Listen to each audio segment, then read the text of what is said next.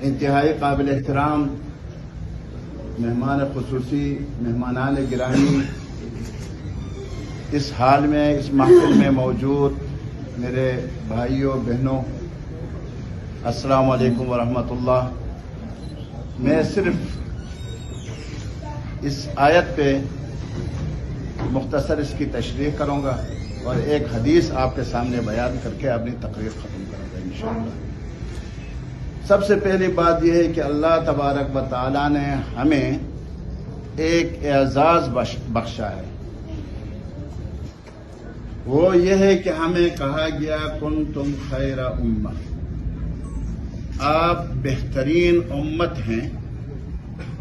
بہترین امت کا سب سے پہلا کام جو بتایا گیا ہے وہ یہ ہے اخرجت للناس، تمہارے وجود کا مقصد جو ہے وہ لوگوں کو منفعت فائدہ پہنچانا ہے، تم لوگوں کے فائدے کے لیے پیدا کیے گئے ہو۔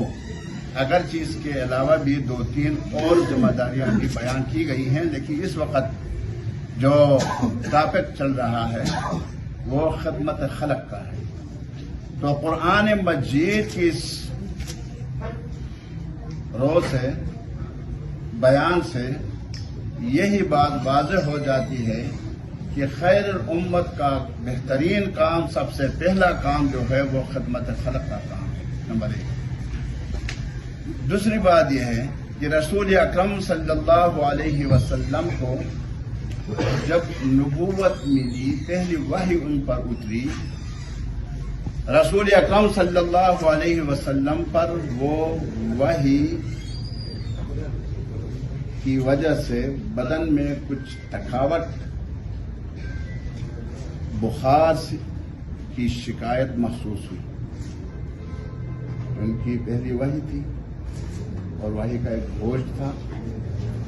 رسول اکرم صلی اللہ علیہ وسلم جب اپنے گھر تشریف لائے تو حضرت خدیجۃ الکبریٰ رضی اللہ تعالی عنہا سے فرماتے ہیں زملونی زملونی زملونی، مجھ پر چادر ڈال دیجئے، چادر ڈال دیجئے، مجھے کچھ ہو گیا ہے۔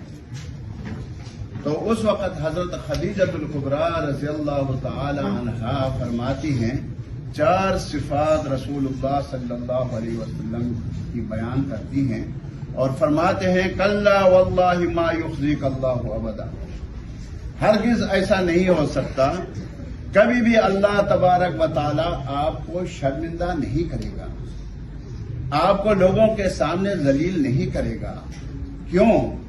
انک لتصل الرحیم، سب سے پہلے آپ صلہ رحمی کرتے ہیں لوگوں کے درمیان، اور پھر دوسرا وتحمل الکل، جب ایک ناتوان اپنا بوجھ اٹھا نہیں سکتا ہو تو آپ اس کا بوجھ اٹھاتے ہیں۔ نمبر 3 فرمایا وتعین علی نوائب الحق، اور جب آسمانی زمینی آفات وبائی امراض آتے ہیں تو اس وقت سب سے پہلے آپ ان کی اعانت کرتے ہیں، آپ وہاں پہنچ جاتے ہیں۔ اور چوتھی صفت انہوں نے بیان فرمائی کہ آپ مہمانوں کی مہمان نوازی کرتے ہیں، اور فرمایا کہ اگر یہ 4 صفات جس بندے کے اندر ہوں، دنیا میں اللہ تبارک و تعالیٰ اس کو کبھی بھی ذلیل اور شرمندہ نہیں کرتا۔